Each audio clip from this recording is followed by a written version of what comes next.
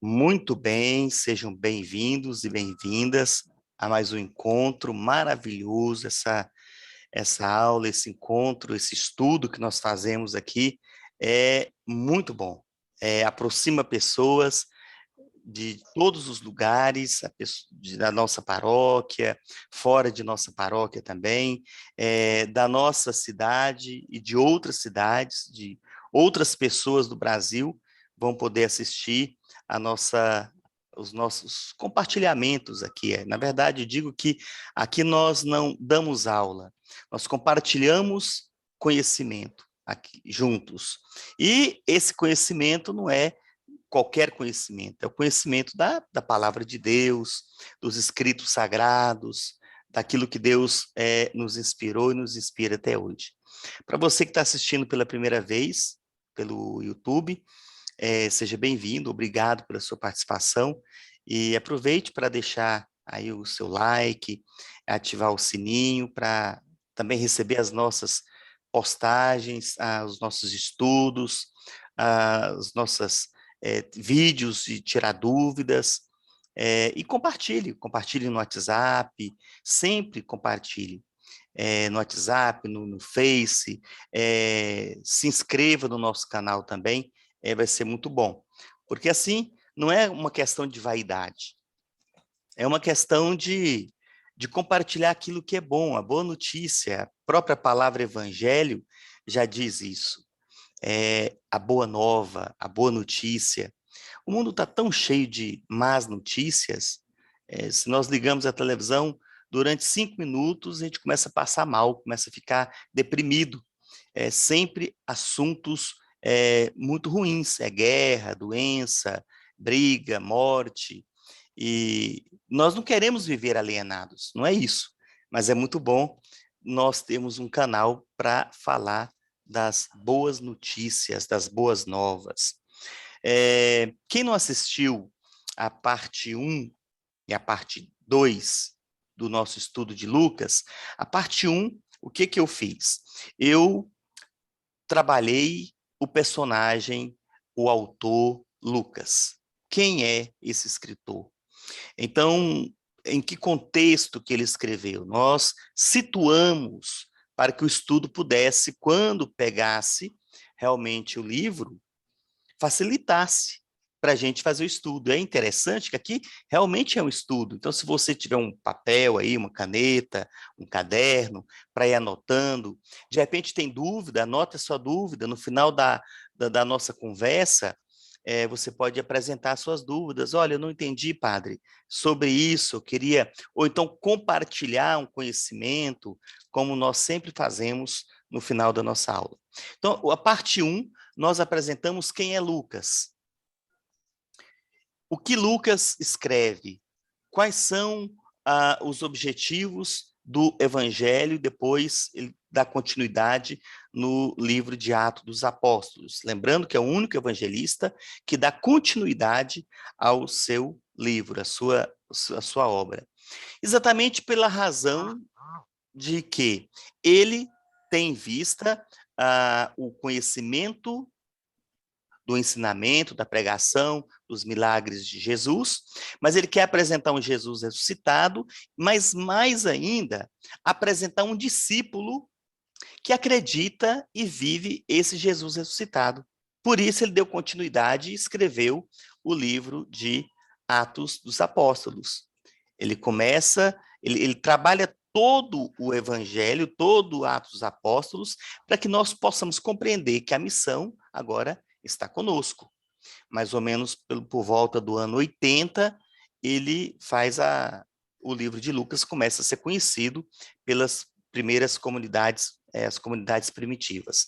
Na parte 2, nós estudamos a parte introdutória, essa meiguice de Lucas, essa ternura que está na boca de Jesus, os cantos, o endereçamento do Evangelho para esse personagem, que parece ser um alto funcionário público, Teófilo, mas pode ser que Lucas esteja brincando com o seu grego, com a língua grega, Teófilo, né, o amigo de Deus, ele está escrevendo para o amigo de Deus.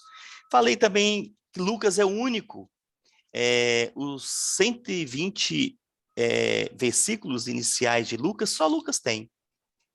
Só Lucas tem do jeito que ele apresenta. Só Lucas tem. Ele dedica os segredos que acontecem com Zacarias, a conversa do anjo Gabriel com Zacarias, a anunciação, o Magnífica, que nós pegamos lá do livro de Samuel, capítulo 2, o Benedictus, que é o canto, também movido pelo Espírito Santo, de Zacarias. Nós falamos sobre o nascimento de Jesus na parte 2, como que aconteceu, a apresentação de Jesus no templo, também nós temos aí o Nunc Dimittis, que é agora, Senhor, pode deixar o vosso servo ir em paz, porque meus olhos contemplaram a vossa salvação. Era um hino cantado por todos aqueles que eram gratos pelo encontro com Deus Salvador. Depois também estudamos sobre João Batista. João Batista, é até interessante retornar, porque assim, o Antigo Testamento, nós encontramos o povo hebreu, e é bíblico isso, acreditava que antes, o grande sinal da vinda, o grande sinal da vinda de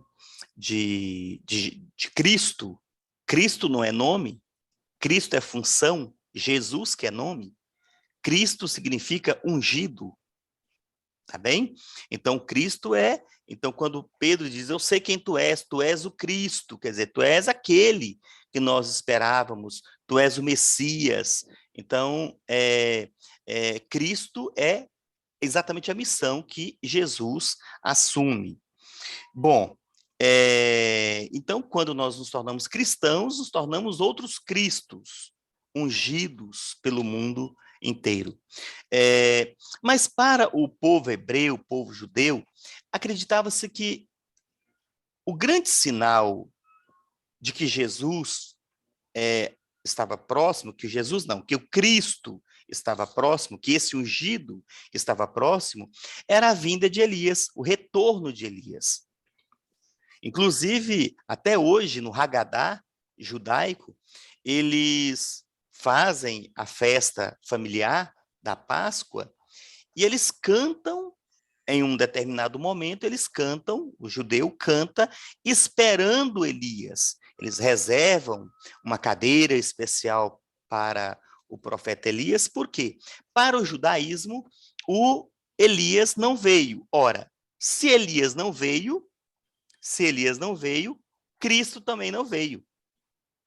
E é interessante, no capítulo 3 de Lucas, por que ele coloca todo, assim, um capítulo para falar, e termina com a genealogia de Jesus, mas por que ele coloca todo um capítulo devotado para o profeta João Batista? Para responder uma dúvida de muitos. Quem é João Batista? Na verdade, não era um processo de reencarnação que iria acontecer. Não era Elias que ia voltar de corpo e alma, mas a missão de Elias é que voltaria. E ela volta com as mesmas funções que Elias tinha no Antigo Testamento. Quais eram essas funções? Vós que clamam do deserto, preparai o caminho do Senhor, tornai retas suas veredas, todo vale será aterrado, toda montanha ou colina será baixada, as vias sinuosas se transformarão em retas e os caminhos acidentados serão nivelados, e toda a carne verá a salvação de Deus.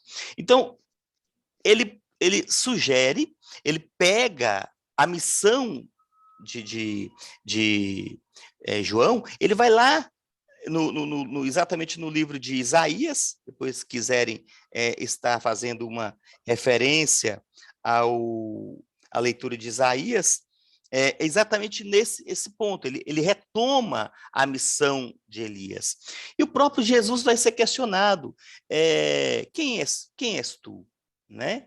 Aliás, o próprio Jesus, muitas pessoas perguntavam, e Jesus pergunta para os discípulos: quem sou eu para vocês? E eles respondem: alguns estão dizendo que o Senhor é Jeremias, outros estão dizendo que é Elias, outros estão dizendo que é João Batista, outros dizendo que é qualquer outro profeta. E Jesus pergunta para vocês quem eu sou. Mas o interessante aqui é que alguns achavam que Jesus seria o precursor. Quem é o precursor? Por que João Batista é chamado de precursor? Não é só porque precede a Jesus, é porque essa expressão é dada a Elias. Elias é o precursor do Messias. E quem assume a função de Elias é João Batista. Ele que veio, é a voz que vai clamar no deserto para que a vida das pessoas pudesse se endireitar para acolher Jesus. E próprias pessoas perguntavam para João Batista como endireitar. No capítulo 3 mesmo, eles perguntam para João Batista, o povo perguntava: e nós, João, o que nós devemos fazer? Vieram outras pessoas também, os cobradores de impostos, os soldados, sempre com a mesma pergunta: e nós? O que devemos fazer? O que devemos fazer? Eles começam a ter dúvidas, inclusive, se João Batista não seria o Cristo. Eles começam a ter dúvidas. Via em João um homem tão absolutamente ungido por Deus que imaginava, pode ser que ele seja. E ele responde. O povo questiona e João responde, né? Como o povo estivesse na expectativa e todos cogitassem em seus corações se João não seria o Cristo. João tomou a palavra e disse a todos: eu vos batizo com água, mas vem aquele que é mais forte do que eu, do qual não sou digno de desatar a correia das sandálias. Ele vos batizará com espírito e com fogo. A expressão espírito em Lucas, vocês vão ler em todas as páginas, praticamente em todas as páginas dos 24 capítulos, você vai ver a fortaleza da palavra de Jesus e também das palavras que Lucas transcreve, está exatamente na força do Espírito Santo. Então, Jesus, de fato, vem após o precursor, e o precursor é exatamente João Batista. Bom, no nosso último encontro, nós terminamos com a tentação de Jesus no deserto. Mas eu gostaria de retomar aqui, aí vamos começar o ministério público de Jesus, que ele começa, então, a convocar pessoas para fazer parte desse grande projeto. Esse projeto que é um projeto amplo, não é um projeto só dele, é um projeto que ele quer compartilhar com as pessoas. Interessante o seguinte: Lucas, ele pega a, a, o esquema de Mateus, mas ele muda a ordem. Ele pega o esquema de Mateus e muda a ordem. Jesus, ele é tentado, também ele está no deserto, também ele é movido pelo Espírito Santo, mas ele muda a ordem. E essa ordem da tentação, ela é interessante. É exatamente o que vai acontecer, exatamente o que está no capítulo 4, versículo 13. É interessante que diz que o demônio voltaria em tempo oportuno. No Evangelho de Mateus, a ordem das tentações, qual é a ordem? Primeiro, Jesus é tentado pelo pão. Transforma essa pedra em pão, come. Depois, a segunda é exatamente a questão de se prostrar a, a, o, de Lucas, né? Se prostrar diante do diabo e adorar o diabo. E depois, em Lucas, ele coloca a última, é que ele leva até Jerusalém, até aquela parte mais alta do templo, e mostra tudo, né? Dizendo, joga-te daí. A última tentação tem relação direta com Jerusalém. Mateus inverte. Mateus inverte. Ele coloca a segunda de Mateus é a terceira para Lucas. E é interessante isso, por quê? Porque a maior tentação de Jesus foi em Jerusalém.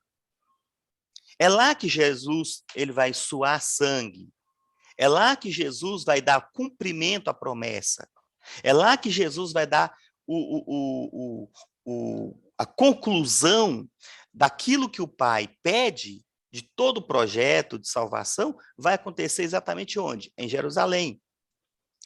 É lá que ele vai escutar: se és filho de Deus, salva-te a ti mesmo. E depois a nós também. Então, em Jerusalém, de fato, eu posso dizer que as obras do tentador estiveram muito próximas de Jesus. E é interessante no Evangelho de Lucas, porque todo o Evangelho, embora Jesus começa na sinagoga, ele vai terminar em Jerusalém, embora ele vá a Jerusalém também antes. Mas depois, quando começa o ministério público de Jesus, eu vou até mostrar para vocês aqui, vou ver se eu consigo mostrar para vocês, quando ele começa o ministério público dele, deixa eu ver se eu consigo mostrar por aqui.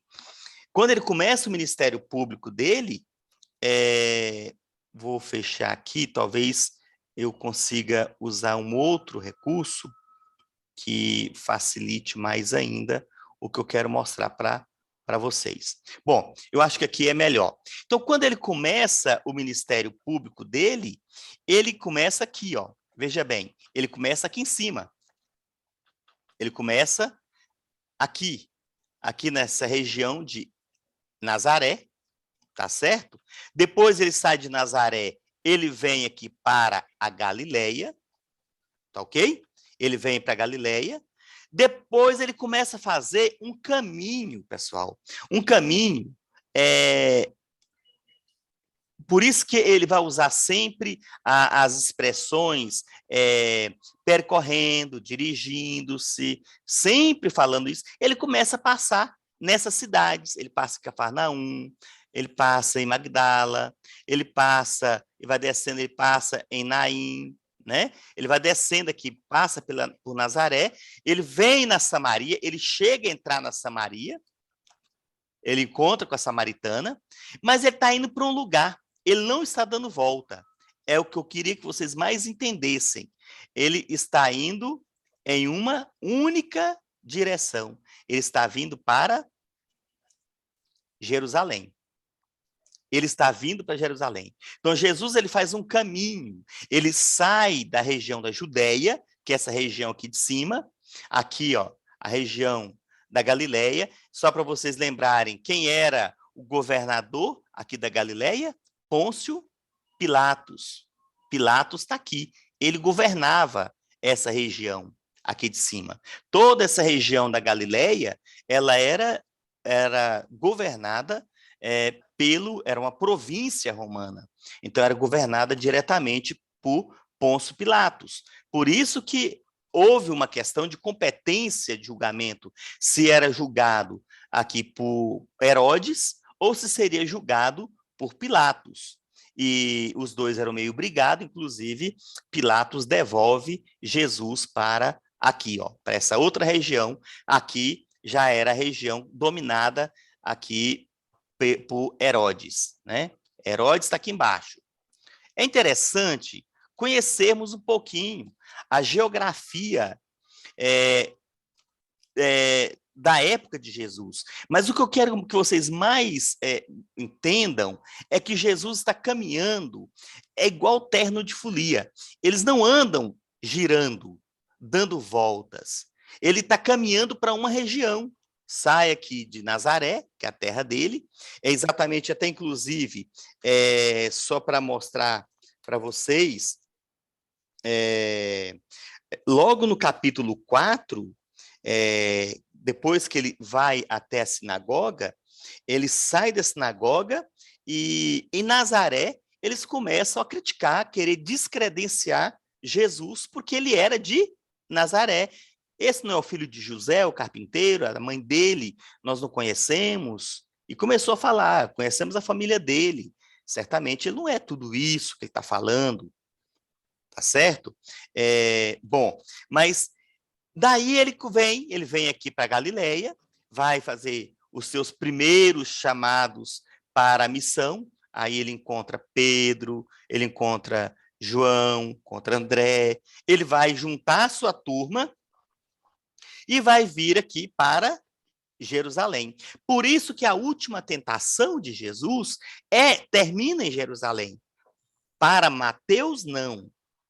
A última tentação é a adoração ao Satanás. Prostra-te diante de mim que eu te dou tudo que você quiser. Para Lucas, não. A última tentação é Jerusalém. Inclusive, a entrada triunfal de Jesus em Jerusalém é uma tentação. O povo, quando grita Hosana, o filho de Davi, Hosaná é um verbo que significa salva-nos, por favor. É o verbo salvar. Quando nós cantamos o santo na missa, né? Hosana, Hosana. Nós estamos cantando o quê? Salva-nos, por favor. Salva-nos, por favor. Nós não estamos chamando o nome de nenhuma mulher, como eu vi há poucos dias, um humorista da televisão fazendo uma brincadeira com o canto Hosana, humorista aí famoso, fazendo uma brincadeira com Hosana como se fosse uma mulher. Certamente ele devia estar brincando, porque se ele não estiver, ele pode assistir a nossa aula e entender que Hosana é um verbo, é um pedido de clamor, Hosana ao filho de Davi. Só que quando Jesus entra em Jerusalém e o povo clama Hosana, ele está clamando ao homem. Por isso que é uma das tentações de Jesus também, ela está ali. E o Satanás disse que, tendo acabado toda a tentação, o diabo deixou até o tempo oportuno. Lucas capítulo 4, versículo 13. Então, termina exatamente aqui. É interessante também, ver se eu consigo mostrar para vocês, para quem quiser saber, ter algumas curiosidades, né? Não sei se vai dar para ver por aqui, ó. Talvez não dê tanto para ver aqui nessa região. Aqui nós temos aqui, ó, Jesus começa aqui nessa região, em cima. Ele começa descendo da Síria, para entender a geografia hoje, ele começa descendo, né? Nazaré está por aqui assim, ele vai descendo, ele vai passar pela Cisjordânia e vai vir aqui, ele vai entrar na faixa de Gá, aqui nessa região da Samaria, e vai descer e chegar aqui em Jerusalém. Ele vai descendo, e vai fazendo este caminho de descida, né? Então, os países onde Jesus andou, aqui é a Terra Santa, Síria, Líbano, Iraque, Arábia Saudita, Jordânia, Israel, Egito, Cisjordânia, foi o local onde Jesus também andou. Isso aqui eu estou mostrando exatamente para vocês também terem um pouco de curiosidade quando falar, é a terra de Jesus hoje, não tem os nomes que nós tínhamos naquela época. Bom, o capítulo 4, versículo 14, acontece um fato interessante. Começa o ministério de Jesus. Depois que Jesus, Lucas, Mateus, eles colocam isso, os sinóticos, na verdade, colocam isso, olha, depois que Jesus é batizado, Jesus vai para o deserto. Essa ordem eles seguem. Depois que Jesus vai para o deserto e passa 40 dias e 40 noites, jejuando em oração, ele é tentado pelo demônio. Atenção, depois que ele é tentado, ele começa o ministério público dele. Aqui, eu posso dizer o seguinte, Lucas chega a dizer que ele tinha por volta de 30 anos de idade, quando ele começa o seu ministério público, e ele começa, e uma pessoa adulta, ela poderia, qualquer pessoa, homem adulto, poderia proclamar a palavra, as escrituras no templo, na sinagoga. Ele podia fazer isso na sinagoga, né? Então, olha que interessante. Diz aqui, lá no início do capítulo 4, que Jesus, pleno do Espírito Santo. Lucas, capítulo 4, versículo 1. Podem marcar na sua Bíblia aí. A minha Bíblia, depois eu mostro para vocês, eu tenho minha Bíblia de estudo, ela é toda rabiscada. Padre, não é pecado não ficar riscando assim na Bíblia, parecendo que eu desrespeito? Não. Deus sabe que eu estou aqui como escriba. Eu estou aqui querendo, como um levita, querendo conhecer a palavra de Deus. E eu preciso de grifar, eu preciso de marcar. Essa é minha Bíblia de estudo. Eu tenho mais Bíblias aqui, que é Bíblia de oração, que eu não gosto que esteja escrita, rabiscada, nem nada. Mas a minha Bíblia de estudo é toda grifada, porque é assim que a gente estuda. Então, no capítulo 4, versículo 1, diz assim: Jesus pleno do Espírito Santo. Termina a tentação, ok? Lá no versículo 14, Jesus já iniciou, já terminou a tentação do diabo, e aí ele vai começar o ministério público dele. E aí, preste atenção, no versículo 14 do mesmo capítulo 4, diz assim: Jesus voltou então para a Galileia com a força do Espírito. Jesus está sempre sendo movido pela força do Espírito de Deus. E aí, Lucas tem esse detalhe. No versículo 16, ele cai em Nazaré. E ele está em Nazaré e ele vai na sinagoga. Ele é adulto.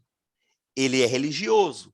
Ele, então, ele entra na sinagoga, e aí qualquer pessoa adulta, como eu já disse para vocês, poderia, era admitido como, pela autoridade do chefe da sinagoga, a fazer a leitura. Então, não é novidade nenhuma fazer o que Jesus fez. Então, como é que começa o ministério de Jesus? Só Lucas mesmo, gente, para fazer isso. Jesus não é aquela pessoa, deixa eu dar um exemplo aqui, e me perdoe se o exemplo seja assim, um mau exemplo, né? Às vezes a gente, quando não tem condições de fazer uma casa, a gente faz uma choupanazinha, aí ganha um dinheirinho, faz um puxadinho, ganha outro dinheirinho, faz um outro puxadinho, ganha outro dinheirinho, faz outro puxadinho. Depois vira uma maçaroca, na verdade, a casa. Uma maçaroca danada. Você não sabe como é que é a entrada, vai virando um puxado, e essa casa vai apresentando defeitos, porque ela não foi planejada para isso. Tem gente que não. Eu já vi pessoas fazendo barraco, né? É interessante, já vi pessoas fazendo barraco e muito, ainda bem que eu sou padre, não sou desenhista, mas eu já vi gente fazendo barraco, né? Faz barraco assim, ó, né? Aqui faz o barraquinho, ó. Faz um barraquinho, beleza. Mas ele é esperto. Ele faz o barraco pensando assim, mais na frente, eu construo a outra parte da casa. Então, mais na frente, eu faço isso. E ninguém nem vai saber que a casa era um barraco, era só metade. Então, aqui, esse camarada, ele planejou, mesmo sendo pobre, não tendo condições, ele planejou a casa dele. Ele fez já pensando assim, olha, quando eu tiver, eu vou fazendo mais, eu vou fazer, não é um puxadinho, ele tem um plano, ele tem um projeto. Ele pode até inicialmente começar pelo quarto, mas ele vai fazendo aos poucos e vai virando uma casa. É diferente, por exemplo, daquele que vai fazendo, por exemplo, ele faz a casinha pequenininha, né? Aí a família cresce, aí ele vai e resolve fazer mais um puxado aqui, aí tem que botar uma calha aqui no meio, porque agora já deu problema, né? Aí a família cresce mais um pouquinho, dá mais um jeitinho de fazer outro puxadinho, daí a pouquinho vira maçaroca, né? A gente não sabe que é, onde que é a entrada da casa, onde que não é. Por quê? Porque ele não planejou. E o que isso, padre, tem a ver com o evangelho de Lucas? Lucas não faz puxadinho no seu evangelho. Ele sabe, Jesus desde o início sabe para onde que ele está indo. Ele está indo para Jerusalém. Ele está indo para Jerusalém. Ele sabe o que vai encontrar lá. Ele sabe como vai ser o caminhar dele até Jerusalém. Então, ele começa, ele apresenta isso. Padre, onde que ele apresenta isso? Você pode pegar na sua Bíblia, no capítulo 4, versículo 18 e 19. Aqui mostra que Jesus tinha um projeto para ser seguido. Ele tinha um projeto. Preste atenção a maravilha dessa perfeição em que Lucas nos apresenta Jesus. Ele tem um projeto, diz assim, olha, quando ele pega o livro, ele abre o livro do profeta Isaías e ele diz assim, olha, o Espírito do Senhor está sobre mim, porque ele me ungiu para evangelizar os pobres, enviou-me para proclamar a remissão aos presos e aos cegos a recuperação da vista, para restituir a liberdade aos oprimidos e para proclamar um ano de graça do Senhor. Todo o ministério de Jesus, minha gente, vai estar em cima dessa introdução ministerial de Jesus. Tudo que Jesus vai fazer está aqui. Detalhe, atentem-se para um detalhe muito importante, que eu acho assim, extremamente importante. Eu disse agora há pouco que qualquer adulto era admitido na sinagoga a proclamar a leitura, desde que fosse autorizado pelo chefe da sinagoga. Por que essa palavra impactou tanto a comunidade? Por que isso impactou tanto a comunidade? Por quê? Porque Jesus leu o profeta Isaías com uma autoridade, minha gente, uma autoridade que vocês não imaginam. Obrigado, Denise, Ganga, meu amigo, lá de Unaí, participando da nosso encontro toda sexta-feira, viu? Aqui nós estamos participando do nosso estudo, até por volta de 8h30, nós estamos aqui, 1h30 de estudo, nós fazemos juntos aqui. Obrigado, viu? Então, assim, voltando aqui, agradecendo todos que estão participando da nossa discussão, do nosso estudo bíblico, tudo que Jesus vai fazer está previsto no versículo 18 e 19 do capítulo 4 de Lucas. Todo o ministério de Jesus está previsto aqui. Tudo que ele vai fazer, os milagres, os anúncios, as curas que Jesus vai fazer, está baseado nisso aqui. E é interessante, que eu estava falando, a autoridade de Jesus. Jesus não chegou lá e leu assim, olha, leitura da profecia de Isaías, o Espírito do Senhor está sobre mim, porque ele me ungiu para evangelizar os pobres, enviou-me para proclamar a remissão aos presos. Ele não leu assim. Ele não leu assim. Ele olhou nos olhos, Jesus conhecia essa palavra. Ele olhou nos olhos de todos aqueles que estavam presentes e ele falou com tanta força, com tanta fé, que ele falou assim, olha, o Espírito do Senhor está sobre mim. Olha a autoridade de Jesus. Ele não apenas proclamou a profecia, ele proclamou a realização da profecia. Vocês entendem isso? Que ele não está proclamando apenas a profecia.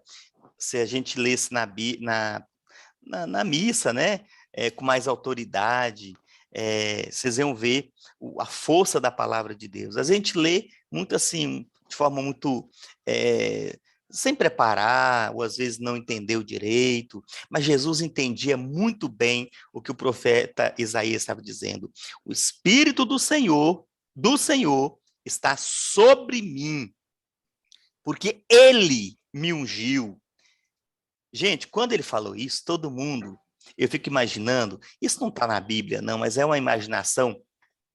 Deus acho que não vai me punir pelas minhas imaginações, minhas fantasias. Eu acho que todo mundo deve ter ficado arrepiado na hora.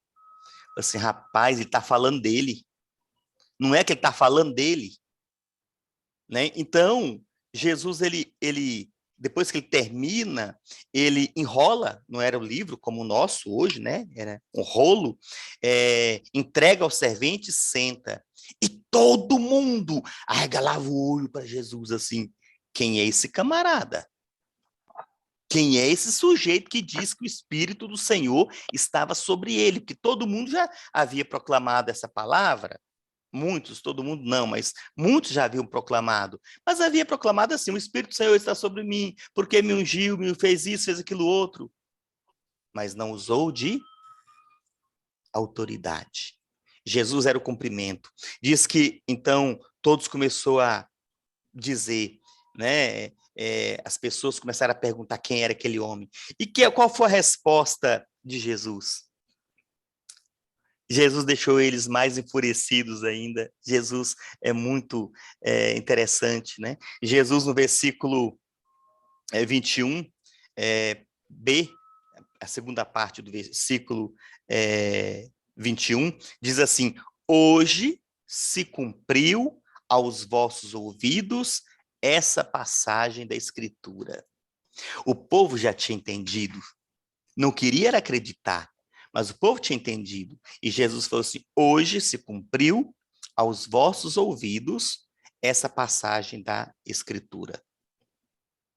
Então, Jesus, ele mostra que ele era realmente aquela pessoa movida pelo Espírito Santo, que realmente era ungido por Deus, que ele deveria anunciar a boa nova aos pobres, que deveria realmente anunciar a palavra de Deus. Aí acontece o primeiro descrédito de Jesus. Nessa missão pública, aparece o primeiro descrédito. O que é esse descrédito? Sabe quando a gente não sei se vocês conhecem aquela história da raposa. A raposinha, ela gostava muito de uva, né? Então a raposa gostava muito de uva, e a raposa, assim que amanhecia, a raposa ia lá para o pé de uva e ficava pulando para tentar pegar a uva, né? Pulava, pulava, pulava, e chegava de tardezinha, a raposinha estava toda machucada, as perninhas machucadas, patinhas, toda esfoliada ali, né? Esfolada mesmo. Então, ela ia embora dizendo assim: também não gosto de uva, essa uva também é verde, essa uva desbota os dentes. Quer dizer, passou a vida inteira esperando alcançar a uva, mas na hora que não conseguiu, o que fez? Arrumou um mecanismo de defesa para a sua própria frustração. E é exatamente isso que acontece aqui no Evangelho de Lucas. Quer dizer, toda a expectativa do povo judeu é receber o Cristo, mas ele chega com um propósito que parece não agradar muito ao povo da época. Então, eles começam a descredenciar Jesus. Então, eles começam a dizer: esse moço aí não é o filho de José? Certamente, e Jesus ele vai retrucar, né? Vocês vão dizer: médico, cura-te a ti mesmo. E aí começa a descredenciar Jesus Cristo. Bom, e Jesus ele usa um provérbio para responder àqueles incrédulos, descredenciadores. Em verdade vos digo que nenhum profeta é bem recebido em sua pátria. E é verdade, às vezes a gente valoriza mais os de fora. Os de casa a gente conhece os defeitos, nós sabemos das incompetências, dos seus problemas. É muito comum a gente dar mais crédito, é bonito, aquilo que meus olhos só veem e não tocam, e minhas mãos não tocam. Aquilo que é muito próximo de mim, eu tenho dificuldade de acreditar. É mais fácil buscar longe aquilo que eu não tenha que me envolver com ele. Então, Jesus, ele sai, aí começa o grande trabalho. Jesus sai de Nazaré, e aí ele começa a andar pela região da Galileia, naquele mapa que eu mostrei para vocês. Ele vai para a região da Galileia, e aí ele vai começar, ele passa em Cafarnaum, e ali ele vai curar um endemoniado, ele vai passar na casa da sogra de Pedro, que ainda era só Simão, que na verdade só no capítulo 6, versículo 14, é que vamos ter, embora antes, no versículo 8, do capítulo 5, já chama de Simão Pedro. Porque Lucas escreveu, terminou mais ou menos no ano 80, Então, Jesus já tinha morrido, já tinha ressuscitado, todos sabiam que Simão era Pedro, mas, historicamente, é só no capítulo 6, versículo 14, que Simão vai ter o nome de Pedro. Mas Lucas, ele, posso dizer assim, já tem esse ato falho de chamar Simão de Pedro antes de Jesus dar o nome de Pedro. Mas interessante é o seguinte, ele passa em Cafarnaum e ele vai fazer a cura, e depois ele vai fazer diversas outras curas, as pessoas começam a vê-lo como um milagreiro apenas, pessoas começam a procurar Jesus, e aí, até então, Jesus fica conhecido na região de Cafarnaum, nas redondezas da Galileia. E é interessante, minha gente, o seguinte, por que Jesus se preocupa tanto com as curas? Ainda na época de Jesus, embora mais ou menos 2 séculos antes de Cristo, já havia caído em descrédito uma teologia chamada teologia da retribuição, mas ela existe até hoje. A teologia da retribuição existe até hoje. Em muitas igrejas, muitos pastores, muitos padres, inclusive, pregam uma teologia da retribuição. Né? Então, se você vem aqui, que você vai ser abençoado, você vai ser curado, você vai ser libertado. É como se Deus não fizer isso na vida da pessoa, então ele não é abençoado. E havia a ideia de que um leproso, um cego, um coxo, uma pessoa que não andava, uma pessoa de mão seca, era a pessoa amaldiçoada por Deus. Então, Jesus, ele, e no Evangelho de Lucas, como ele era um bom conhecedor do grego, ele usa o verbo sozo, que tanto serve para, utilizada para a palavra curar, como serve para salvar. Por isso que Jesus se importa tanto com os doentes, porque as pessoas achavam assim, olha, a sogra de Pedro é amaldiçoada. O endemoniado é amaldiçoado, o cego, o paralítico, ele é amaldiçoado. Deus não olhou com misericórdia. Lembra que o evangelho de Lucas é o evangelho da misericórdia. Então, Jesus não está apenas preocupado em trazer a cura. Jesus está querendo fazer mais 2 coisas: trazer a salvação e, muito mais ainda, mostrar que aquela pessoa é abençoada. Que aquela pessoa que ele curou, ela é abençoada. Então, ele está levando a bênção de Deus. Não é porque a pessoa passa por um problema de saúde, porque nós perdemos parentes na Covid, é porque está tendo a guerra na Rússia contra a Ucrânia, que essas pessoas são amaldiçoadas. De forma alguma.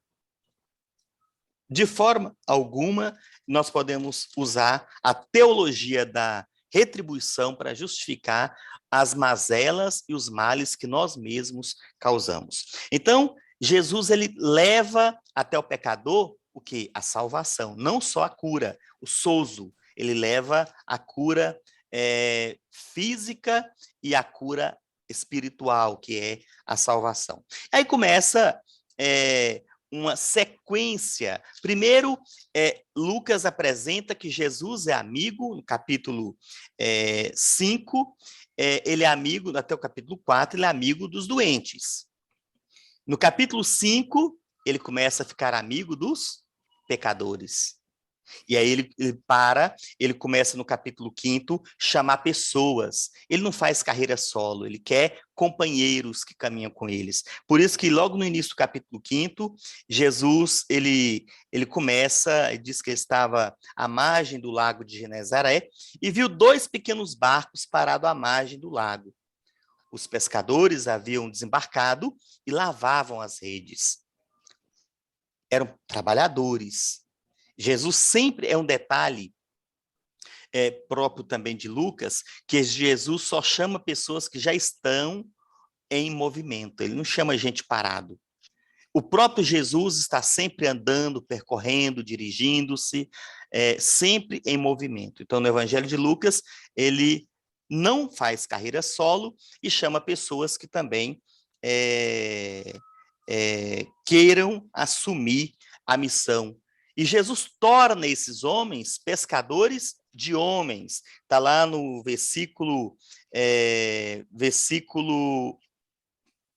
só pegando aqui, versículo 10, isso mesmo. Capítulo 5, versículo 10. Não tenhas medo. De agora em diante, farei de vocês pescadores de homens. E logo depois que acontece aquele grande milagre que só Lucas conta esse milagre no início. João conta esse milagre da pesca milagrosa no final. Mas, veja bem, aqui Lucas está contando na perspectiva de quem conhece muito o ressuscitado. Desde o início, Jesus já sabia o que estava fazendo. Por isso que Lucas apresenta no início essa pesca milagrosa. Eles estavam lavando, não tinham pescado nada, mas em obediência à tua palavra, aquela palavra de Simão, nós lançaremos as redes em águas mais profundas. Eles lançam, pegam tantos peixes, tiveram que chamar outra barca, e barca representa igreja. Daí vem a palavra laikos, que é o barqueiro, aquele que dá movimento para a barca, e ele começa a chamar pessoas para colaborar. Interessante aqui agora é a amizade de Jesus com os pecadores. Essa amizade vai acontecer em vários momentos, mas eu queria que vocês prestassem atenção em 2 detalhes aqui. Primeiro, a vocação de Levi, que é Mateus. Levi era um publicano, era um pecador, então ele agora é amigo dos doentes e agora é amigo dos pecadores também. E é amigo dos ricos, né? Mateus não era pobre, Mateus tinha boas condições financeiras. Depois, vamos continuando um pouco mais, só lá no capítulo 6 do Evangelho de Lucas, nós encontramos a conclusão da escolha dos 12. Capítulo 6, versículo 12, somente aqui é que nós encontramos a conclusão dos 12, que ele vai dizer, naqueles dias ele foi à montanha para orar. Lembra na Lucas parte 1, eu falava que Jesus é sempre o Jesus da oração. Ele ora, depois que amanheceu, chamou os discípulos, e dentre eles escolheu 12. Quer dizer que discípulo é uma categoria maior do que apóstolo. Então, quer dizer, discípulos eram muitos, apóstolos eram 12 apenas. Era um grupo mais seleto.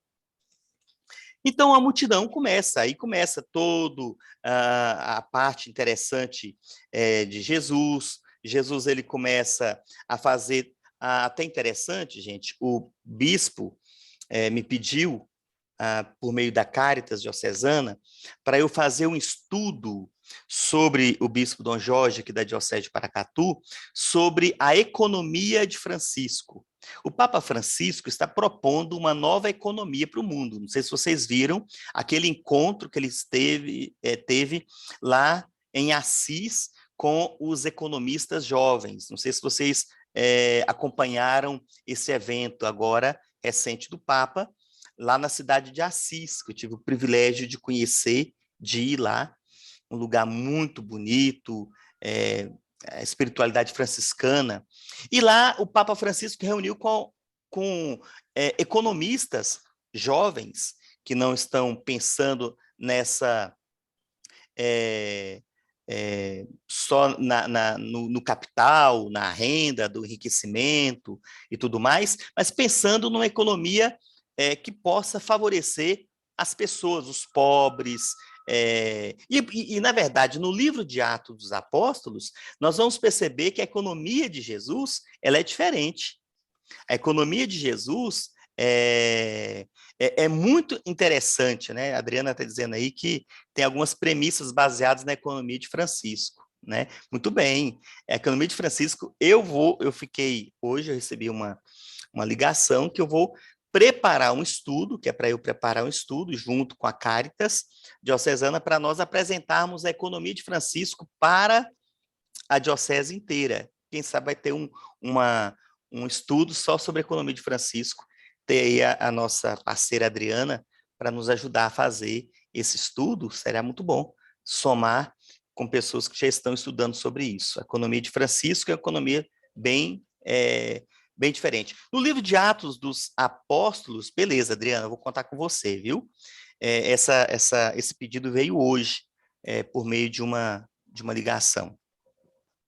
Bom, aqui nós encontramos, no capítulo 6, nós já encontramos traços dessa economia de Francisco, ou economia de Jesus. E Jesus, ele fala assim, quando ele começa, a economia dele é diferente, né? Amai os vossos inimigos, fazei o bem aos que vos odeiam, bendizei os que vos amaldiçoam, orai por aqueles que vos difamam, a quem te ferir numa face oferece a outra. Aqui vem a economia. Dá a quem te pedir e não reclames de quem te tomar o que é teu. Mais embaixo ele vai falar também, sede misericordiosos, como o vosso Pai é misericordioso.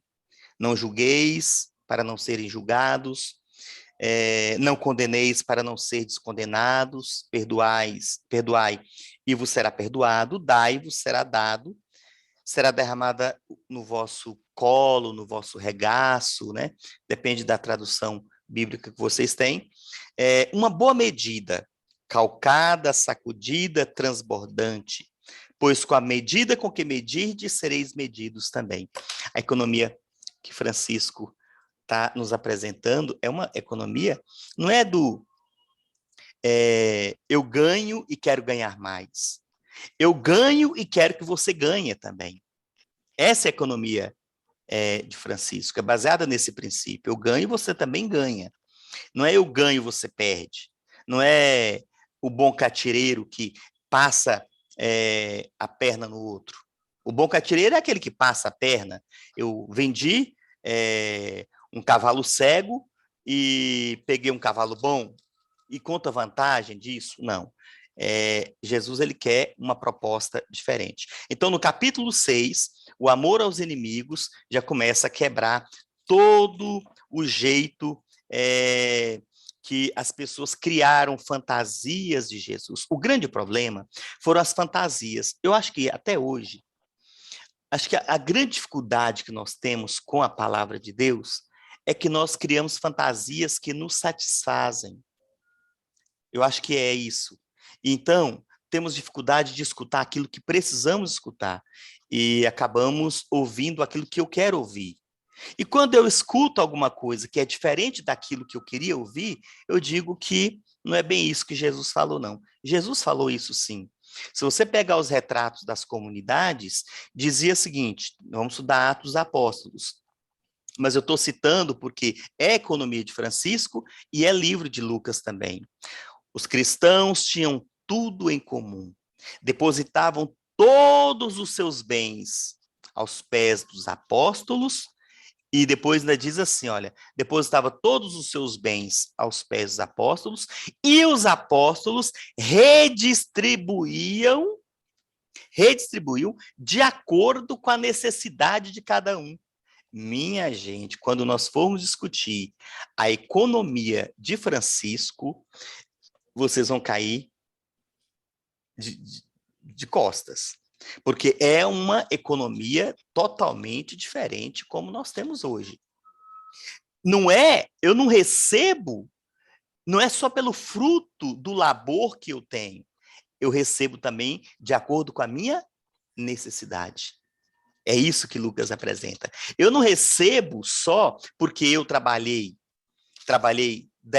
8 horas por dia e eu fiz tal função. A Tiana trabalhou também 8 horas por dia e fez a mesma função que eu. Então, ela merece receber o mesmo tanto que eu, na economia de Francisco, e eu vou chamar de economia de Jesus, que é a economia que Francisco está retomando.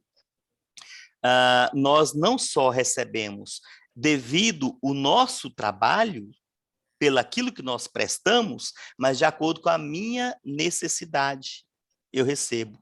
Pode ser que eu tenho 10 filhos, mulher, tenho esposa doente, filhos doentes. Então, esse deveria receber mais. Não é só pelo que você faz. A proposta econômica de Jesus, ela é diferente. A proposta das primeiras comunidades era diferente, mas nós temos medo de viver essa economia, mas vamos estudar sobre isso também. Bom, depois lá na frente, é interessante, passando um pouco mais, para a gente não ficar, nós estamos estudando algumas perícopes, alguns trechos do Evangelho de Lucas, não é passando capítulo por capítulo. O interessante é um detalhe que tem aí, que muitas pessoas acabam interpretando assim de uma forma assim, levando para outro lado, que não é bem aquilo que que Lucas queria que fosse lembrado. Está lá no capítulo 8, versículo 19 a 21. É um detalhe interessante. Aí, continuando também a questão da economia de Jesus, a economia de Francisco. Jesus, ele estava no meio da multidão, muitas pessoas ali rodeando ele fazendo milagres, ele pregando, e então alguém chega perto de Jesus e fala assim, olha, sua mãe e seus irmãos chegaram até ele, mas não podia abordar Jesus por causa da multidão. Então avisaram, alguém vai até Jesus e avisa Jesus, olha, tua mãe e teus irmãos estão lá fora, querendo te ver. Na verdade, estavam querendo retirar Jesus do meio daquela confusão, porque Jesus já estava causando impacto. Aqui, primeira coisa, no nosso português, nós usamos a mesma palavra para significar muitas coisas ao mesmo tempo. Por exemplo, amor. Eu amo Maria. Eu amo como? Eu amo Joana. Como eu amo Joana?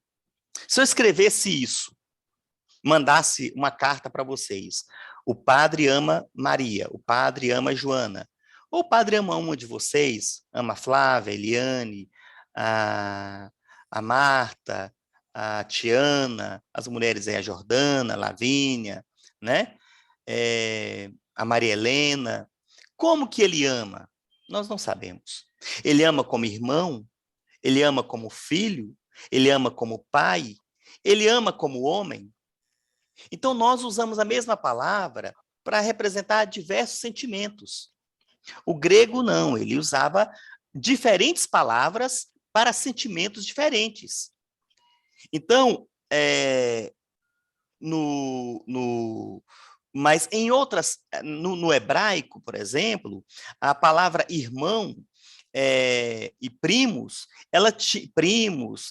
ou vivência de comunidade, é como a palavra primo, né? A gente não consegue dizer, eu sou primo de uma pessoa Toda língua tem isso. Eu sou primo de uma pessoa. Como que eu sou primo? Eu sou primo de primeiro grau, de segundo grau, terceiro grau, quarto grau. A gente diz que tudo é primo. Então, as pessoas que conviviam juntas, aqui na época de Jesus, eles eram tidos como irmãos.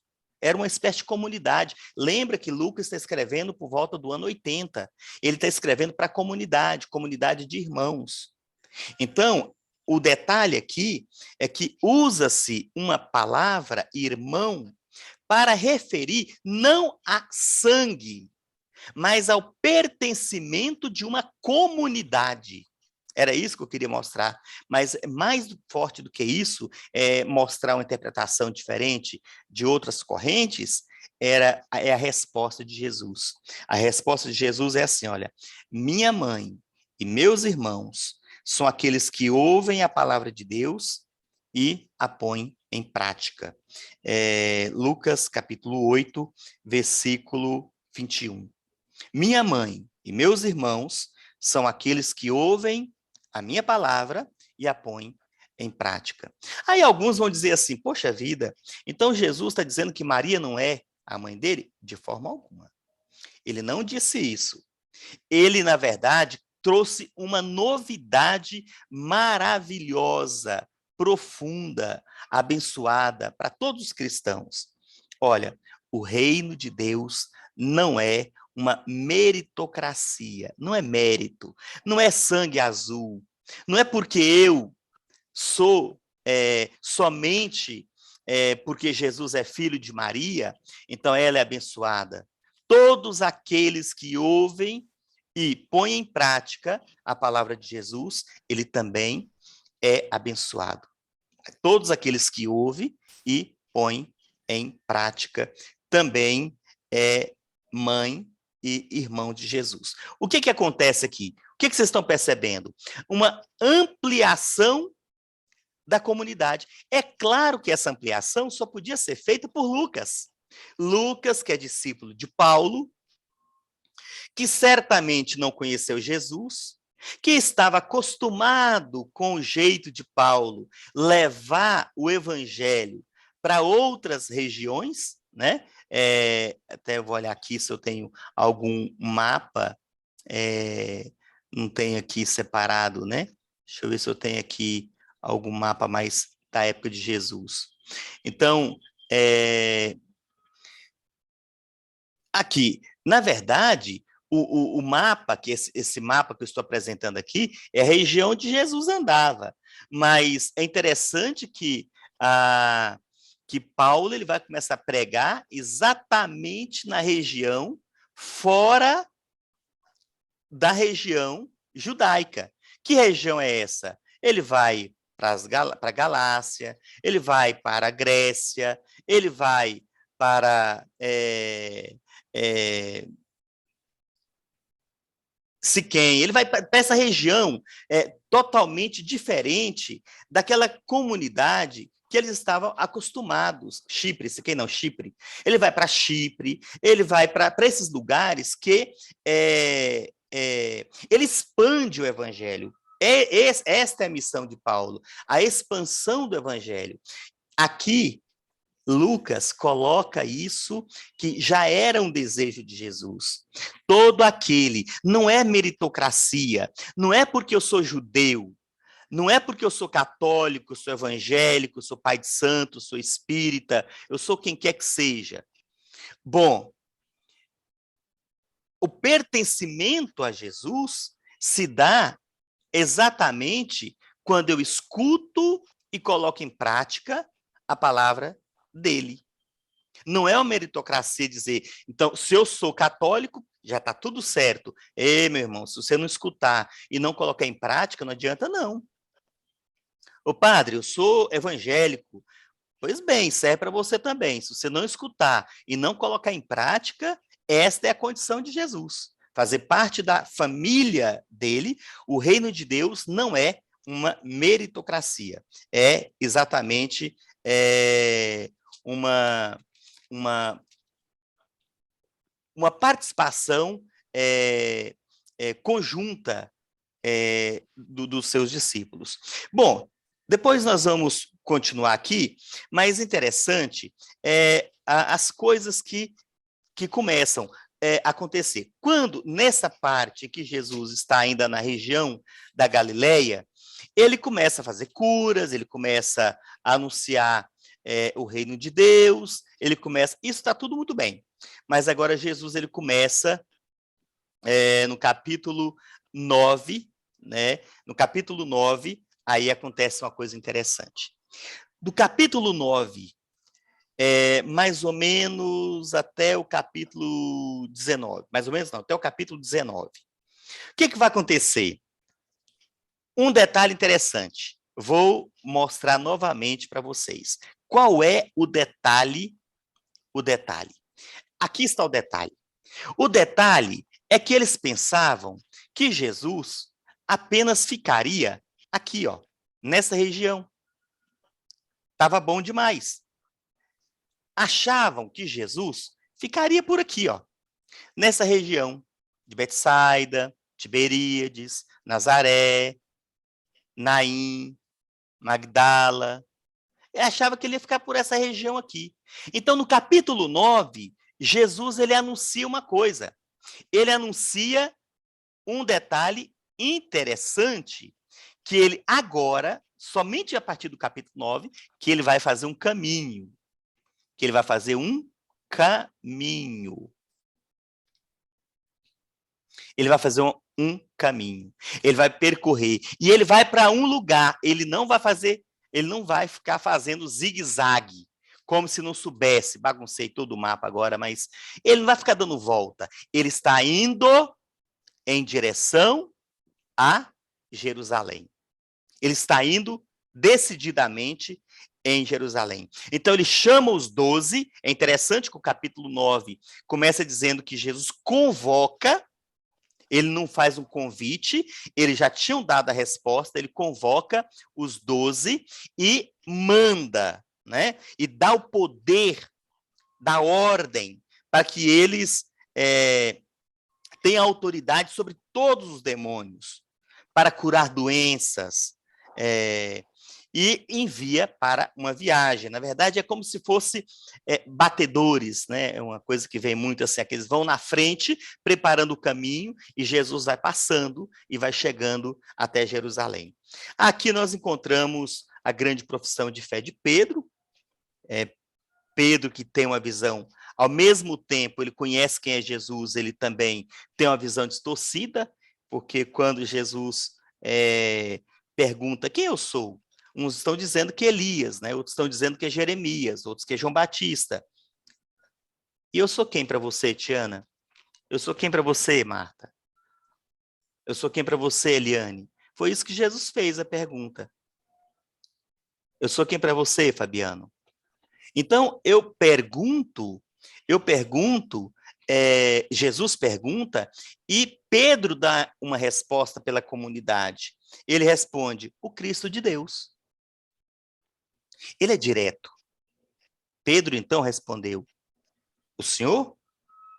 O Senhor é o Cristo, é o ungido. Lembra lá do capítulo 4? Lembra do capítulo 4 que eu falava? Lá atrás, no início do nosso encontro de hoje? Lembra do capítulo 4? Diz assim, o Espírito do Senhor está sobre mim porque ele me ungiu. E eu disse que a palavra Cristo significa ungido. Ungido. Por isso que no batismo nós passamos o óleo do crisma na testa da criança para dizer, você, de agora em diante, é cristão, é ungido, é ungidão, podemos dizer assim, brincando com a palavra cristão. Então, a resposta aqui entra uma dualidade muito grande sobre uma coisa é saber quem é Jesus. Outra coisa é viver como Jesus queria. Pedro sabia que Jesus era o Cristo, mas Pedro não sentia Jesus como o Cristo. Por isso que quando Jesus começou a anunciar que é necessário que o Filho do Homem sofra muito, seja rejeitado pelos anciãos, chefe dos sacerdotes, escribas, seja morto, isso causou um grande paradoxo para os discípulos e, sobretudo, para Pedro, porque Pedro tinha uma fantasia de um Cristo davídico, um Cristo rei humano, que vai tomar Jerusalém, está caminhando para Jerusalém, vai tomar o governo e vai ser um grande rei. Tá bom demais. Se isso acontecer, fechou. Como diz os jovens aí, fechou. Só que, na verdade, não fechou. E Pedro, então, intervém, dizendo que não ia permitir que isso acontecesse com Jesus, não ia permitir que isso pudesse acontecer. Então, o mesmo Jesus que chama Pedro elogia Pedro, é o mesmo Jesus que também dá uma bronca em Pedro, né? E aí, o que acontece? Aí, interessante. Aí acontece a primeira frustração com o projeto. Quando eu estudei para padre, na verdade, quando eu fui para o seminário, eu tive uma decepção muito grande, porque eu cheguei, o padre Oscar, ele falava que, eu fui conversar com ele, quanto tempo que eu gastaria para ser padre? Eu pensei assim, criei uma fantasia, deve ser 1 ano, né? Talvez 2. Aí eu criei uma fantasia assim, não, mas 3 dá para aguentar. Aí o padre Oscar falou o seguinte, olha, que série que você vai fazer?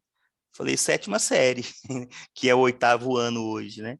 7ª série, era menina ainda, 7ª série. Ele falou, ó, contou, eu vi que passou uma mão, depois ele passou para outra mão, depois ele começou de novo. Eu falei, tô enrolado.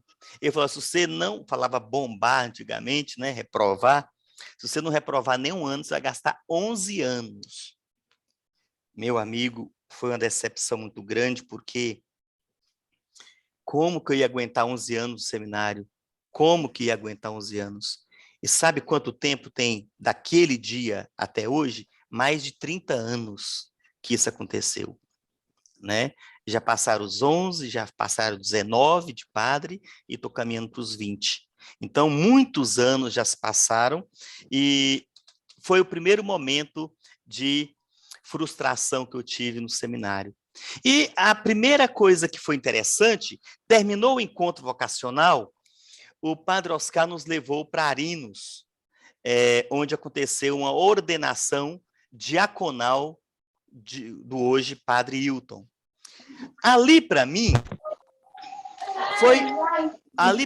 foi uma maravilha. Foi uma maravilha, por quê que foi uma maravilha? Porque é como se fosse uma antecipação do que eu ia receber lá no final. Então, gente, terminou o encontro vocacional, fomos de Paracatu até Arinos. Chegamos em Arinos, vimos aquela multidão, vimos pessoas emocionadas, pessoas envolvidas, e ali eu fiquei muito emocionado, porque eu falava, quem sabe dá para esperar os 11 anos, hein? Quem sabe? Para eu chegar nesse dia também. Por que eu estou falando isso? Porque o Evangelho de Lucas, logo depois da frustração, que acontece, a frustração que acontece com os discípulos, porque eles queriam que Jesus fosse o Cristo, mas não queria que Jesus sofresse, padecesse, que fosse caluniado, esbofeteado e outras coisas mais. Eles queriam Cristo do jeito deles. E agora, gente? Por que eu contei a história do seminário e a ordenação do padre Hilton? Por quê? Eu contei exatamente porque é o que Lucas faz pedagogicamente. Jesus, então, chama Pedro, João e Tiago, vai até a montanha para orar e transfigura diante deles. O que, na verdade, Jesus fez? Quem consegue matar a charada? Foi a ordenação do padre Hilton na minha vida. Quem sabe dá para esperar? Quando Jesus transfigura para Pedro, João e Tiago, no capítulo 9, versículo 28, ele está fazendo o quê? Mostrando que no final desse túnel escuro, no final dessa dor, dessas calúnias, dessas difamações, até no final da morte, existe uma luz. Quem sabe dá para esperar. Então, na verdade, a transfiguração de Jesus é uma antecipação do reino. Ele mostra, olha o que está esperando vocês aqui, ó. Olha o que está esperando do lado de lá. E nesta hora, Jesus rima com luz. E aí anima os discípulos. Até Pedro chega a dizer, Senhor, vamos fazer 3 tendas, uma para mim, ou uma para o Senhor, uma para Elias, outra para Moisés. Nós ficamos aqui no sol mesmo, mas é melhor aqui do que lá embaixo, onde tem morte, tem calúnia, tem difamação. Mas Jesus não. Proíbe para que eles não falem isso para ninguém, e eles descem da montanha.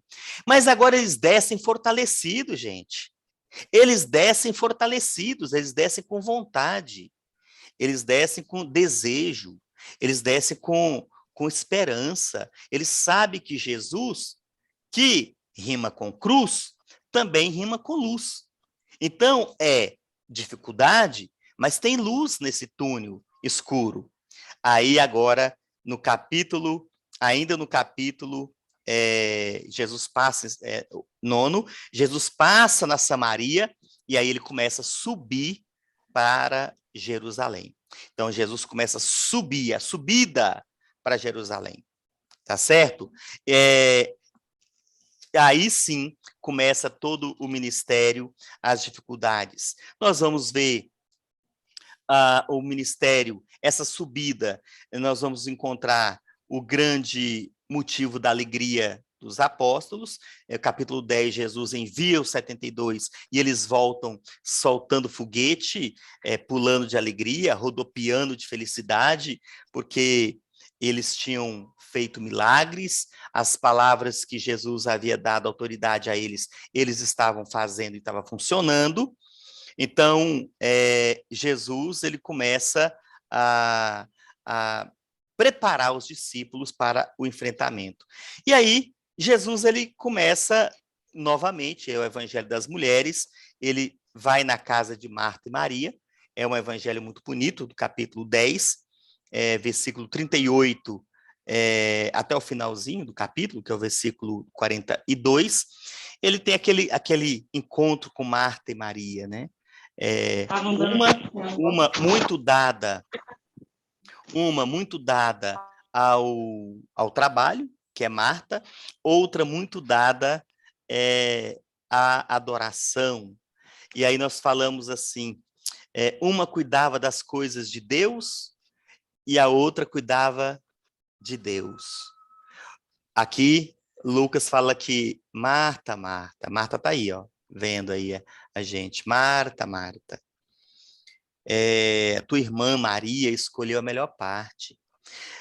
Aí algumas pessoas pegam essa melhor parte como se apenas a adoração ao Senhor fosse tudo que prestasse. O outro não presta. Não. A comunidade de Lucas, a comunidade lucana que a gente fala, é uma comunidade de mulheres, e essas mulheres, elas trabalham e adoram. O que Maria fez de melhor, que ela escolheu a melhor parte, mas Marta também escolheu uma parte muito boa.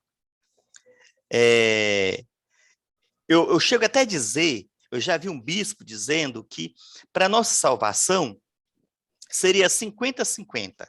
50% de trabalho, 50% de cuidar das coisas de Deus, 50% de o cuidado com Deus. Eu chego a dizer que quem sou eu? Não sou bispo, sou apenas um estudioso que estou compartilhando com vocês a palavra de Deus, mas eu chego a dizer que é um pouquinho desigual. É 51% Maria, 49% Marta. Quer dizer, a melhor parte, mas essa melhor parte não se completa, a melhor, sem os 49. Quer dizer, os 49 é muito importante o cuidado com as coisas de Deus. Bom, minha gente, nós temos aí, lá na frente, a autoridade de Jesus, né? Você vai encontrando aqui, eu vou, tanta parte que eu queria comentar com vocês. Jesus, ele tinha uma autoridade muito grande. Capítulo 13, Jesus, ele está pregando e ele já está, lembra que lá em cima está Pôncio, lá embaixo, né? Lá está Pôncio Pilatos. Jesus vem subindo, vai chegando até Jerusalém e ele entra no território de quem? De Herodes. Eu mostrei no mapa. Lá em cima, Pôncio. Lá na região da Galileia, Pôncio Pilatos. Na região de Jerusalém, tem outro nome, forte, Herodes. E aí o nome de Jesus já chegou até Herodes. Imagina a confusão que deu, que reboliço que deu, que confusão que deu esse negócio, né? Então, na mesma hora, aproximaram-se alguns fariseus que lhe disseram: parte e vai-te daqui, porque Herodes quer te matar. Herodes tomou conhecimento de você. Herodes sabe que você está causando confusão, balbúrdia aqui na região. E Jesus dá uma resposta. Queria ter essa autoridade de Jesus para alguns governantes que fazem o tempo todo maldade com o povo de Deus, né? Jesus fala assim, ó, vai falar para essa raposa: eis o que eu expulso o demônio e realizo curas hoje e amanhã, e no terceiro dia terei consumado. Mas hoje, amanhã e depois de amanhã devo prosseguir o meu caminho, pois não convém que um profeta pereça fora de Jerusalém. Ele está dando uma resposta que ele está indo para Jerusalém, então ele manda um recado para Herodes: não adianta você mandar fugir dessa região, que eu estou indo para aí mesmo, eu estou caminhando para Jerusalém. E ele mostra a autoridade. Eu tenho um serviço para fazer aqui hoje, amanhã e depois de amanhã. Só quando eu terminar é que eu vou sair daqui. E eu não vou ser expulso daqui. Eu ainda vou daqui para Jerusalém, né? Jerusalém. Bom,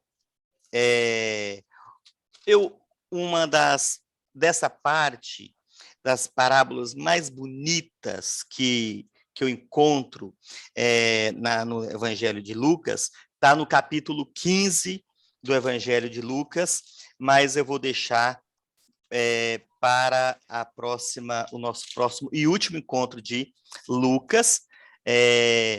Leiam, porque o capítulo 15 tem as parábolas mais bonitas sobre a misericórdia de Deus. Jesus, capítulo 13, está decidido o que ele vai fazer. Ele sabe quem era Pedro, quem era Levi, quem era João, quem era Tiago, quem sou eu, quem é você. E ele conta com a gente assim mesmo. Ele conta, não adianta o outro apontar os dedos, porque todos nós temos defeitos, mas Deus conta. E Deus sabe, desde o início, quando ele disse que o Espírito do Senhor estava sobre ele, e o Senhor havia ungido, e para que havia ungido, ele apresentou todo o ministério dele. Então, nós vamos ver no capítulo que vem, capítulo 15, nós vamos ver somente o capítulo 15, e depois vamos pular para os finalmente de Jesus. A via da cruz, o Calvário, e depois nós vamos ver como que se manifesta a ressurreição. Portanto, não perca Lucas parte 4. Não perca, tá bem? Obrigado por vocês terem participado do nosso encontro. Toda sexta-feira, material novo. Nós colocamos no YouTube toda quarta, material novo. Editamos e colocamos toda quarta. Mas se você se inscrever no nosso canal, quem sabe nós vamos começar a fazer a nossa transmissão online. para o Brasil inteiro. Não é vaidade. Nós temos que ter vontade de levar a palavra de Deus, a boa notícia, para todos os cantos. Espero que vocês tenham se encantado, estejam se encantando com Lucas. Lucas é maravilhoso e Jesus mais ainda. Lucas só é maravilhoso porque apresenta de forma maravilhosa Jesus Cristo. Tomara que o nosso objetivo dos nossos encontros não é ficar falando, é criar gosto pela palavra de Deus. Então, estou aberto aqui a perguntas, a falas de vocês, lembrando que nós estamos gravando a nossa aula, essa aula vai estar disponível no YouTube. Você que está assistindo, lembra que essa aula já foi online, agora está disponível para te ajudar a continuar com seus estudos de Lucas. Aberto aí as suas perguntas, quem tiver, pode ligar a câmera, pode mandar um joinha, pode conversar conosco aí, falar um pouquinho. E lembra que vai ter Lucas parte 4, não perca. Nós temos gente aí de Brasília, tem meu irmão de Brasília participando, gente de Unai, Garapuava, tem gente lá da Chapadinha, tem gente de vários lugares aí participando da nossa aula, perto da região das Pedras. Então, obrigado, viu, todos que estão participando aí de Unai, da região. Muito bem, Dalmi. Boa noite, Padre Paulo. Boa noite a noite. todos que estão nos acompanhando aí nessa belíssima aula, falando dessa delicadeza do evangelista Lucas, né? Uhum. Eu queria retornar uma pergunta para o senhor. Perfeito. Essa transfiguração de Jesus. O senhor falou que lá atrás sobre a questão daquele momento em que Jesus elogiava Pedro, né? Uhum. E em poucos tempos depois ele falou uma palavra pesada com Pedro, né? Afasta de mim, Satanás. Marcos né? deixa isso bem claro. Uhum. E eu queria saber do senhor, porque assim, Pedro, ele tinha essa mentalidade de esse projeto, esse plano de Jesus, ele pensava que seria um plano humano, né? Uhum. Não era isso? Isso. Uhum. E essa transfiguração de Jesus veio para mudar esse pensamento, mostrar essa luz para eles, de que o projeto dele, que o plano dele era tudo espiritual, né? Era um plano divino, era um projeto do Pai. E não esse plano aí que tinha na cabeça de Pedro de ser um plano mundâneo, né? Um plano no mundo, num plano material. Então, assim, eu queria saber do senhor se foi isso mesmo, o que fiquei um pouco em dúvida em relação a isso aí. Então, Dalmi, na verdade, Lucas não tem essa dualidade entre plano material e plano divino. Sabe? Lucas, ele engloba tudo isso, ele pega, por isso que ele fala, tem essa questão da justiça social, é muito importante para ele, e a questão que tem um desfecho, na verdade é um caminho que leva a um desfecho, que é esse plano espiritual que você está falando. Eu vejo a transfiguração porque quando Jesus deu a notícia que ele era o Cristo, tá? Pedro falou que ele era o Cristo, mas quando ele dá a notícia que ele vai ter que morrer, ele vai ter que sofrer, vai ter que ser humilhado e vai ter que ir para ser morto realmente, isso causou uma desilusão muito grande. Eu vejo a transfiguração como um ato em que falou assim, olha, vale a pena, mesmo assim vale a pena. Olha o que esse caminho vai te dar lá no final. Vai te dar essa visão, sabe? Eu vejo mais nessa perspectiva. Quer dizer, olha, tem uma glória. A glória de Jesus é diferente da glória do mundo, né? É da glória do mundo, mas existe uma glória da glória humana, né? Glória do mundo, porque Lucas não trabalha nessa perspectiva de glória humana, glória do mundo, glória divina, mas ele trabalha nessa questão de vale a pena tudo isso que vocês vão passar, que eu vou passar, vale a pena. Eu chego a brincar que foi, quem é que já quem tem filho aí, quem é que já, na hora que está fazendo aquela galinha com aquele açafrão, começa a refogar, aí o menino começa a pedir: mãe, me dá um pedaço, mãe, me dá um pedaço. Quem é que já pegou ali um pedaço do fígado da galinha e deu para o filho? A gente faz isso. Quer dizer, não pode dar um pedaço grande, porque senão o menino não almoça, mas dê um pedacinho para ele poder sentir que coisas maiores estão por vir. Quer dizer, pode aguentar aí que você vai receber. Eu acho que a transfiguração foi uma antecipação do reino, sabe? Você vai receber um pedacinho do céu agora, que vale a pena o que você vai ganhar depois. Tá? Foi um encorajamento, né? Eu vejo nesse Encorajando, sentido. né? Aquela coragem, aquele despertar, vale a pena, você vai conseguir. Muito bem, obrigado, Almir, você sempre participa e é muito interessante as suas colocações. Mais alguém?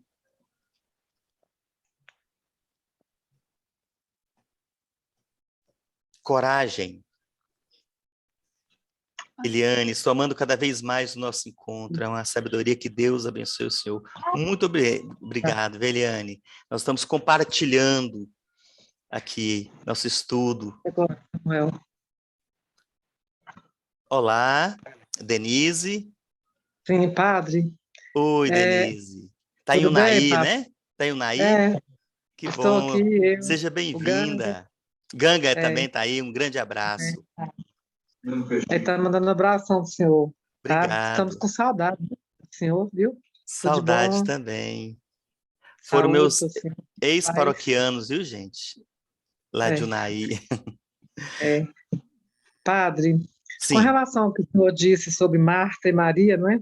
sim. Às vezes, padre, eu estou aqui em casa, não é?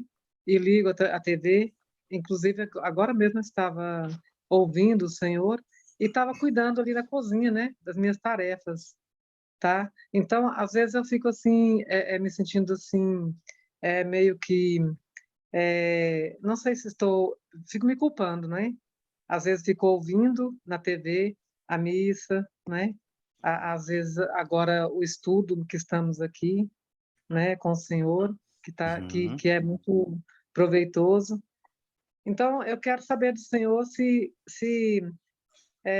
eu deveria parar, né, de fazer ali minhas tarefas e sentar aqui de frente, ou se eu posso continuar, né, ouvindo, né, prestando atenção através de ouvir, de estar Uhum. ouvindo, né? Ô, Denise, obrigado, viu, pela sua participação e pela sua pergunta. Eu vou dizer assim, Denise, do fundo do meu coração, a maior parte da nossa vida a gente faz isso aí que você está falando. E se a gente consegue conciliar o nosso trabalho e também cuidar das coisas de Deus e o cuidado com Deus, ótimo. A questão é que não podemos ser só assim. É preciso também, alguns momentos, tirar e fazer só o cuidado com Deus. Tirar tempo para uma adoração, um estudo, parar Uhum. tudo, tudo, tudo, tudo. Mas a maior parte do dia não dá para parar tudo, nós temos que trabalhar, e que bom que nós podemos conciliar muitas coisas, dá para a gente conciliar. Eu conheço pessoas que estão escutando o programa do padre Reginaldo Manzotti, do padre Fábio de Mello, outros padres aí, padre Gilson, tantos outros sacerdotes que fazem programa, e está fazendo outra coisa.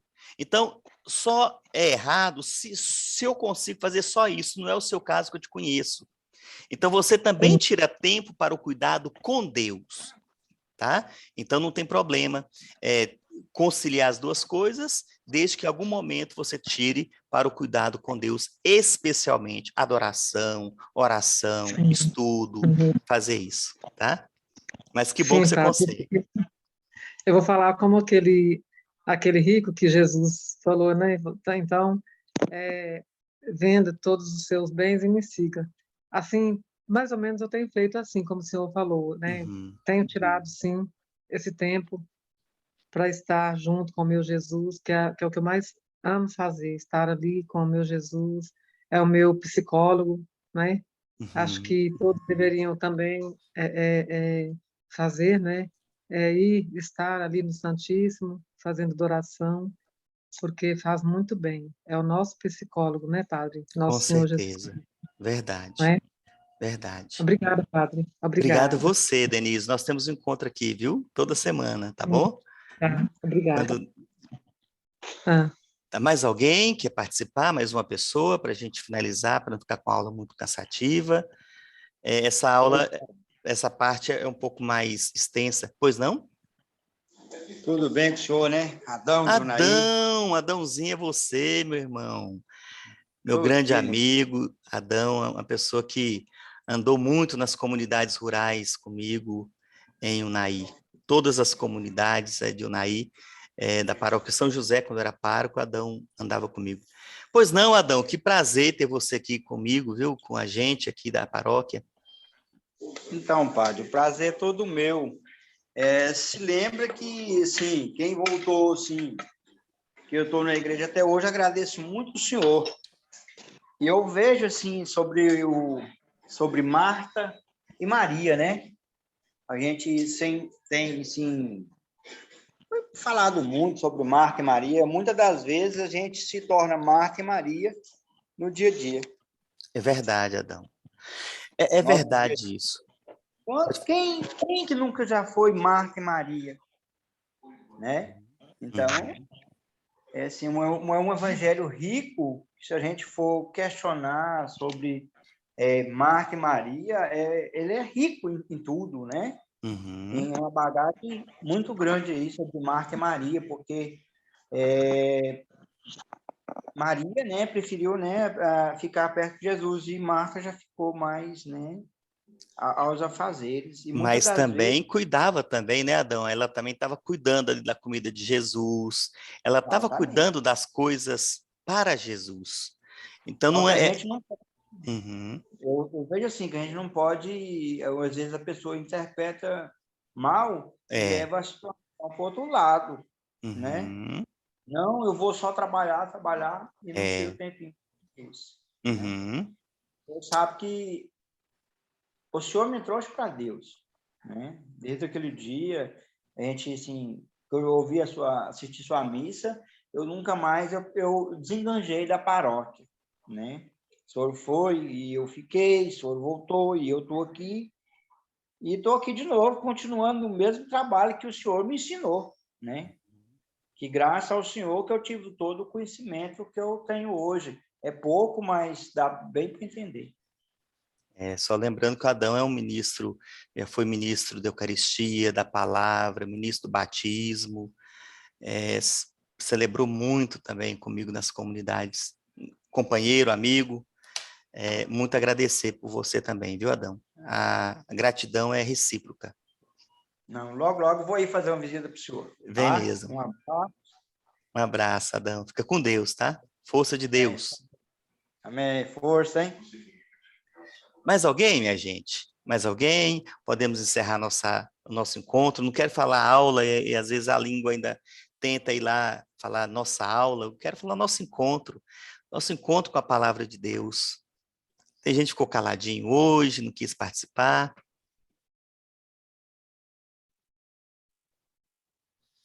Então é isso, Deus abençoe a todos, obrigado você. Compartilhe esse vídeo no YouTube, compartilhe com seus amigos, leve essa reflexão para outras pessoas, que mais paróquias, mais pessoas, mais estudiosos possam fazer esse tipo de trabalho de estar levando a boa nova.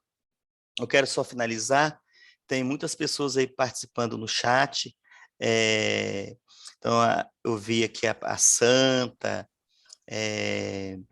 deixa eu ver mais aqui, a Adriana, depois a Eliane também participou, a Flavinha, lá do Cercado, a Marta, Flávia participou, a Santa. Deus abençoe todos vocês e vamos compartilhar e sempre teremos material novo aqui no nosso canal do YouTube. Fique com Deus, Deus abençoe a todos. Muita força e muita paz, em nome do Pai, do Filho e do Espírito Santo. amém. Amém.